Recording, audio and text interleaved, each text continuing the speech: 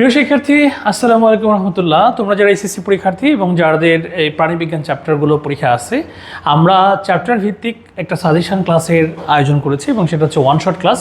অর্থাৎ একটা চ্যাপ্টারের মধ্যে কোন টপিকগুলো ফার্স্ট তুমি সলভ করলে যে কোনো ধরনের প্রশ্নগুলো তুমি সলভ করতে পারবা, সেই ব্যাপারগুলো নিয়ে আজকে আমার আলোচনা। তাহলে চলো দেরি না করে আমরা শুরু করি।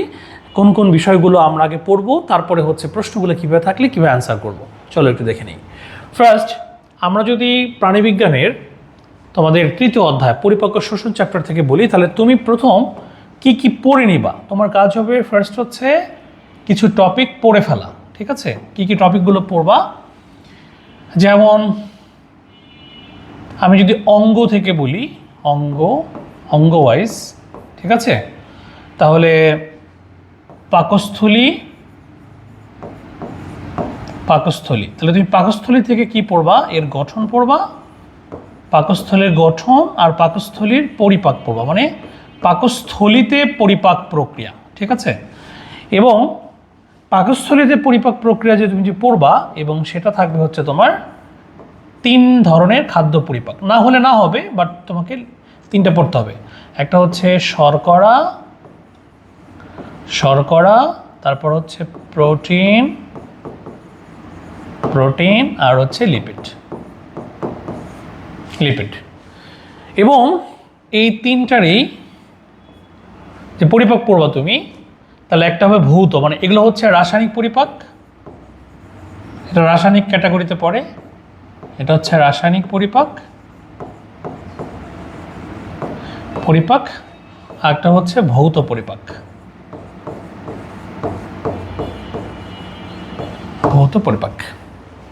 ওকে, তাহলে পাকস্থলীর কি পড়বো বলো? গঠন পড়বো, আর সেই গঠনের সাথে পরিপাক প্রক্রিয়া পড়া। তো পাকস্থলীতে খাদ্যবস্তু কীভাবে পরিপাক হয়, এবং সেই পরিপাক হচ্ছে একটা ভৌত, একটা রাসায়নিক। ভৌততে আমরা ওভারঅল একটা আলোচনা করব কিভাবে বড় কণাগুলো ভেঙে ছোট হয়। আর রাসায়নিক পরিপাকের মধ্যে আমরা দেখব শর্করা পরিপাক, প্রোটিন পরিপাক, লিপিড পরিপাক। এরপর আসো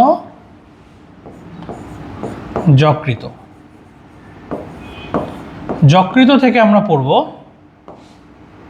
এর গঠন আর এর হচ্ছে ভূমিকার মধ্যে 2টা, একটা হলো সঞ্চয়ী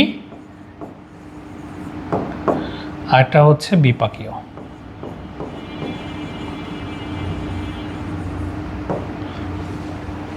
সঞ্চয়ী আর একটা হচ্ছে বিপাকীয়। এই হচ্ছে যকৃত।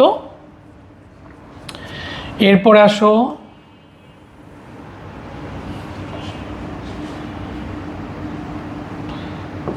যাব আমরা অগ্নাশয়ে।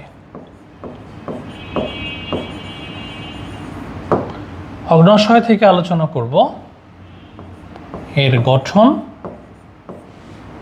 অগ্নাশয়ের গঠন, তারপর পরিপাকে ভূমিকা,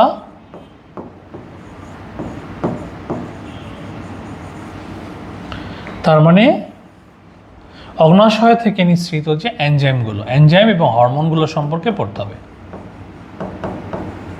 এনজাইম এবং হরমোন। এরপর আসো ক্ষুদ্রান্ত্র।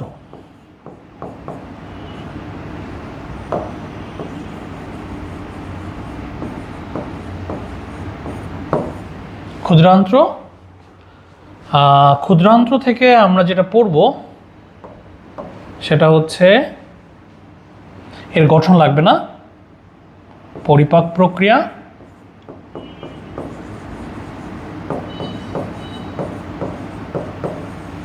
তার মানে এখানেও সেম ভৌত এবং রাসায়নিক যাবে, তবে এখানে ভৌতের চেয়ে রাসায়নিকটা বেশি ইম্পর্টেন্ট। ভৌত রাসায়নিক,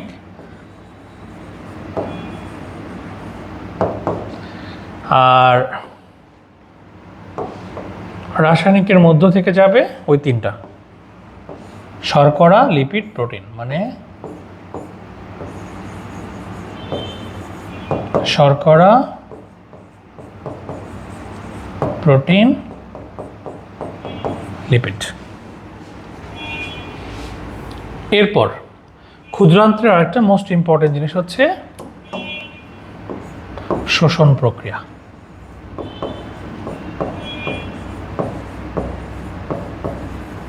শোষণ প্রক্রিয়া এই আর হচ্ছে লাস্ট স্থূলতা। স্থূলতা আর স্থূলতা থেকে আমরা পড়ব কারণ, লক্ষণ, প্রতিকার।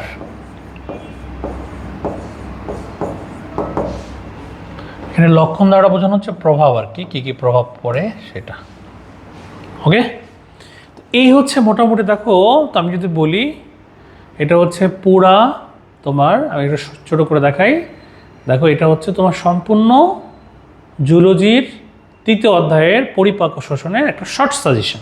এই জন্য আমি এটা ওয়ান শট বলছি। জাস্ট তোমার কাজ হবে এই ব্যাপারগুলো আগে একটু পড়ে নেওয়া, সেটা বই থেকে হোক বা আমার লেকচার থেকে হোক। তোমরা যারা আমার ক্লাস করছো তোমরা জানো যে প্রত্যেকটা টপিক ধরে ধরে আমি পড়িয়েছি। প্রত্যেকটা টপিক তুমি যখন ধরো পাকস্থলী পড়বা এবং পাকস্থলীর পুরো মডেলটা শেষ করে ফেলো, মানে পাকস্থলীর গঠন, পাকস্থলীতে খাবার যাওয়ার পরে কীভাবে কায়েম হয় পাকখণ্ড হয়, তার গঠনটা পড়ে ফেলবা। এবং পাকস্থলীতে যাওয়ার পরে যে পরিপাকগুলো, শর্করা পরিপাক কী হয় আমরা জানি, শর্করা মুখবিবরে শুরু হয়, আর প্রোটিন হচ্ছে পাকস্থলীতে শুরু হয়, লিপিড লাস্টে হয় শোষণে, অর্থাৎ ক্ষুদ্রান্ত্রে গিয়ে। এগুলো তুমি একটু পড়ে নেবা।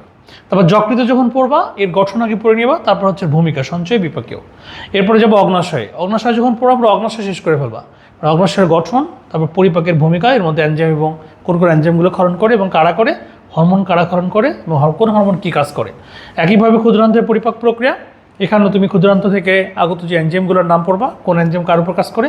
আর হচ্ছে ক্ষুদ্রান্ত্রের পরিপাক প্রক্রিয়া, এর মধ্যে যেমন হচ্ছে শর্করা পরিপাক, প্রোটিন পরিপাক, লিপিড পরিপাক, তারপরে ক্ষুদ্রান্তের শোষণ প্রক্রিয়া। এরপর ফাইনালি হচ্ছে স্থূলতা, স্থূলতার কারণ, লক্ষণ, প্রতিকার। দেখো তোমার কাজ হয়, আমাদের অনেক সময় যেটা হয় তোমরা আসলে বুঝতে পারো না যে আসলে প্রশ্ন কীভাবে পরীক্ষা থাকবে বা প্রশ্নগুলো কখন কোন প্রশ্ন আসলে কীভাবে আনসার করবা। তোমার কাজ হবে যে প্রথম এই টপিকগুলো পড়ে ফেলা। এটা হচ্ছে স্মার্ট একটা সিদ্ধান্ত। এগুলো পড়ার পরে দেন তুমি কোশ্চেন নিয়ে বসো। কিন্তু আমাদের যেটা হয়, মনে করো কথার কথা আমি যদি এইটা থেকে বলি, এই কয়টা টপিকের উপর তোমরা তোমাদের যদি বিভিন্ন বোর্ডে আসা যে প্রশ্নগুলো যে সকল সহায়ক বইগুলোতে থাকে, সাধারণত গাইডগুলোর মধ্যে থাকে, তোমরা দেখবা এখান থেকে প্রায় 68 থেকে 70টা প্রশ্ন আছে জাস্ট এইগুলো টপিকের উপর। তাহলে আমার প্রশ্ন হচ্ছে, তাহলে তোমার তো 68 থেকে 70টা প্রশ্ন পড়ার দরকার নেই। তুমি কি করবা, তুমি এগুলো পড়বা। এগুলো পড়ার পর দেখবা ওই প্রশ্নগুলো আলটিমেটলি তুমি সবই পারছো। তার আমি একটু নমুনা দেখাচ্ছি তোমাদেরকে যে কিভাবে আসলে তুমি এগুলো সলভ করলে বা এগুলো থেকে কিভাবে আসলে বোর্ডের প্রশ্নগুলো আসে। চলো একটু দেখে নিই আমরা।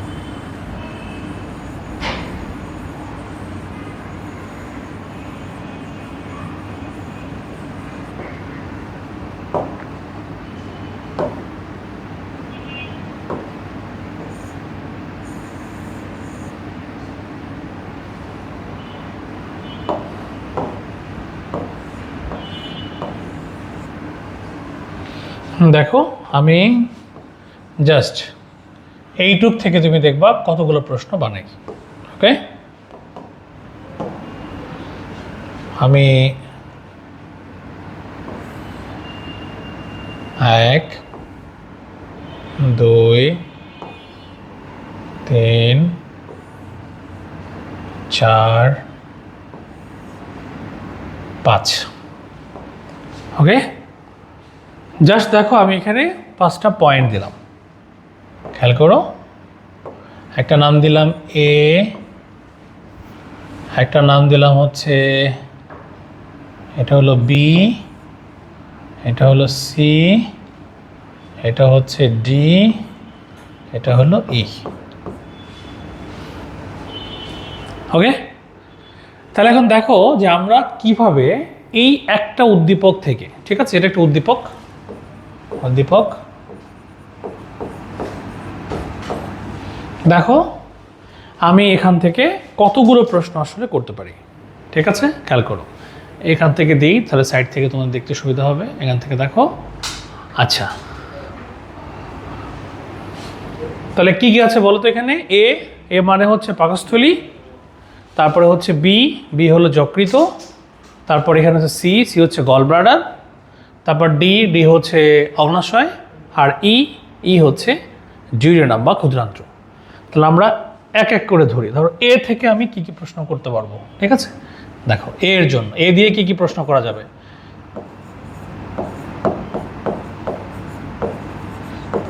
তোমরা কিন্তু নিজেরাই এখন পারবা, ঠিক আছে। দেখো একটা হতে পারে এর গঠন, এর গঠন বর্ণনা করো, এটা একটা প্রশ্ন হতে পারে। তারপর ধরো হতে পারে এতে খাদ্য পরিপাক বর্ণনা করো,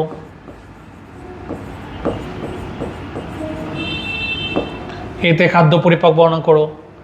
আবার তোমাকে বলতে পারে, যদি আরো একটু স্পেসিফিক করে বলে, তাহলে বলতে পারে এতে হচ্ছে খাদ্য পরিপাকের জায়গায় তোমাকে বলে দিতে পারে এর হচ্ছে রাসায়নিক পরিপাক, একদম উল্লেখ করে দিল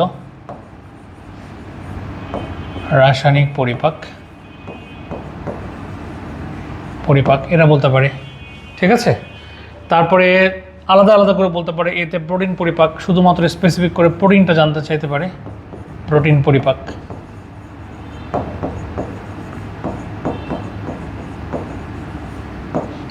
পরিপাক।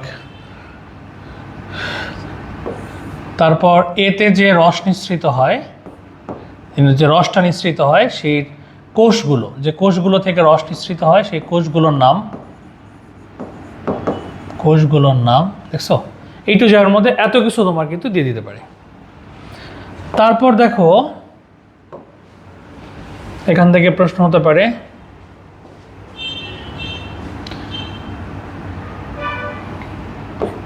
এ নিজে কেন পরিপাক হয় না,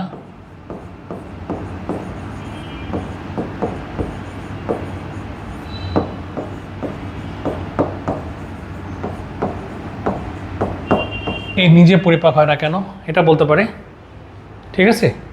এই দেখো মোটামুটি একে নিয়ে কিন্তু কতগুলো প্রশ্ন আমি করে ফেললাম। ওকে, এবার ধরো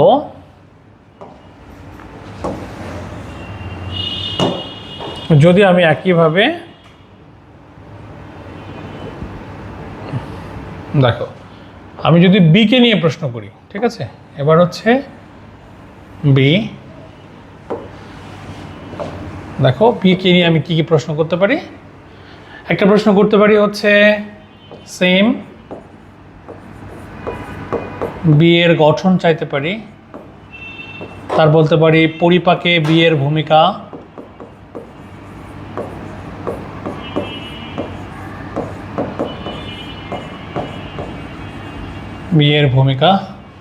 এবং বি এর ভূমিকাটা তোমাকে আবার দুইভাবে বলতে পারে। তোমাকে জানতে চাইতে পারে সঞ্চয়ী, আলাদা আলাদা করে একটা বলতে পারে সঞ্চয়ী ভূমিকা, একটা হচ্ছে বিপাকীয়। যেটা কখনো একসঙ্গে আসবে না, বিপাকীয় ভূমিকা আলাদা আলাদা করে চাইতে পারে। তারপরে তোমাকে বলতে পারে যে এখান থেকে যেমন হচ্ছে বিকে কেন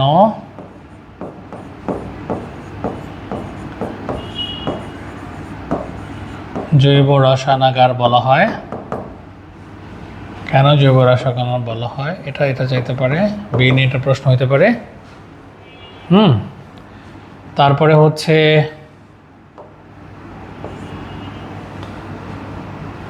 তোমার ধরো সঞ্চয়ের মধ্যে যেগুলো ঘটনা আছে, হ্যাঁ, আলাদা আলাদা করে, বা বিভাগের মধ্যে যেগুলো ঘটনা আছে, আরবিসির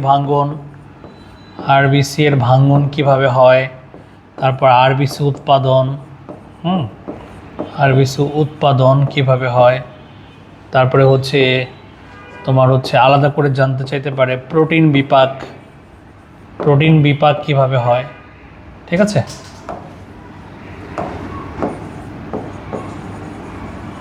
প্রোটিন বিপাক,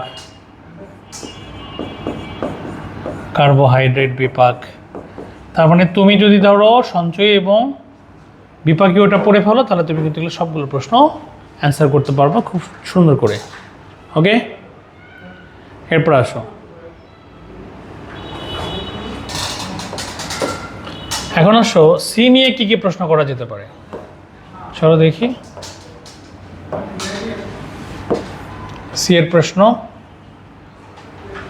যার একটা হতে পারে সি এর ভূমিকা, ঠিক আছে, অথবা থাকতে পারে সি থেকে নিঃসৃত রসের উপাদান ও ভূমিকা, দেখছো, এটা থাকতে পারে। তারপর যদি আমি ই থেকে বলি, আচ্ছা সি ডি থেকে বলি, আগে ডি এর প্রশ্ন,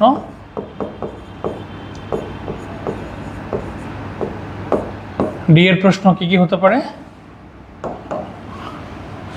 যেমন ডি থেকে দেখো ডি এর গঠন, ডি একটি মিশ্র গ্রন্থি,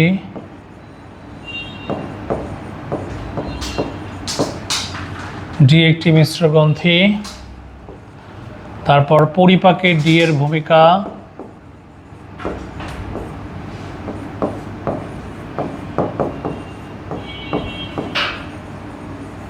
দেখছো পরিপাকে ডি এর ভূমিকা। তারপরে হচ্ছে তোমার ডি থেকে হরমোন নিঃসরণকারী কোষগুলোর নাম,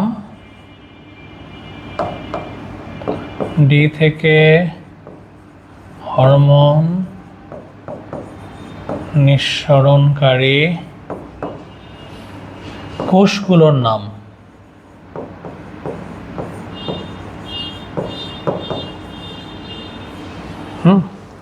কোষগুলোর নাম, এটা থাকতে পারে।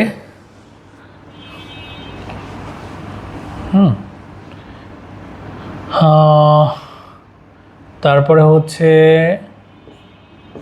ডি থেকে নিঃসৃত এনজাইমের নাম, এনজাইমের নাম ও কাজ। এই হচ্ছে দেখো মোটামুটি ডি থেকে এই ধরনের প্রশ্ন কিন্তু থাকবে। তারপরে ধরো আমরা যদি ইতে যাই, ই থেকে যদি যাই তাহলে দেখো ই থেকে কি প্রশ্ন থাকতে পারে, ই এর প্রশ্ন। ই থেকে প্রশ্ন থাকতে পারে পরিপাকের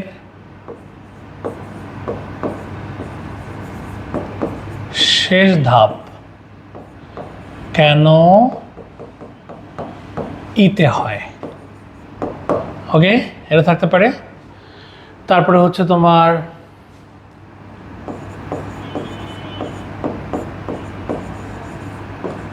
পরিপাকে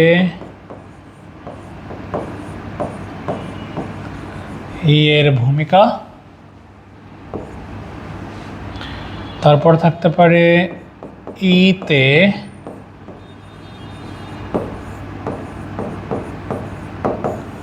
খাদ্যবস্তু শোষণ ক্রিয়া। এই খাদ্যবস্তুর শোষণটাই তোমাকে আলাদা আলাদা করে বলতে পারে, বুঝছো? যেমন ধরো আলাদা করে মেনশন করে বললো কার্বোহাইড্রেট বা শর্করা শোষণ, সবগুলো নাও চাইতে পারে, হ্যাঁ, শর্করা শোষণ, তারপর হচ্ছে প্রোটিন শোষণ, প্রোটিন বা অ্যামাইনো অ্যাসিড শোষণ, ওকে, তারপর লিপিড,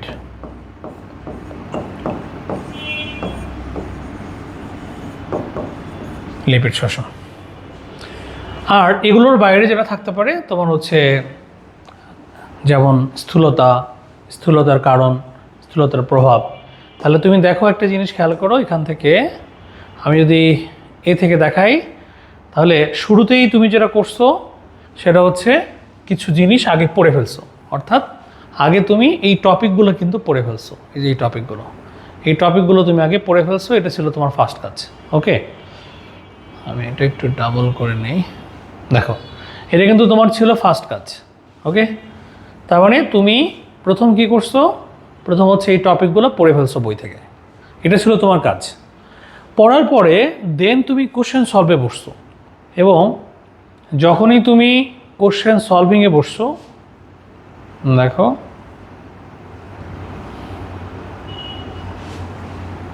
আচ্ছা, এরপর যখনই তুমি দেখো কোশ্চেন সলভিংয়ে বসছো, তখন তুমি দেখো যে যদি খালি এই টপিকগুলোই পড়া থাকে তোমার, তাহলে তুমি সব ধরনের প্রশ্ন কিন্তু অ্যান্সার করতে পারছো। দেখো, ঘুরে ফিরে এই পাকস্থলীর গঠন, পাকস্থলীর খাদ্য পরিপাক প্রক্রিয়া, ভৌত প্রক্রিয়া, রাসায়নিক প্রক্রিয়া, পাকস্থলীতে নিঃসৃত রসের যে কোষগুলো নিঃসরণ করে সেই কোষগুলোর নাম, ঠিক আছে। তারপর একইভাবে তুমি যখন যকৃতে যাচ্ছ, যকৃতে সেম সঞ্চয় বিপাকী ভূমিকা।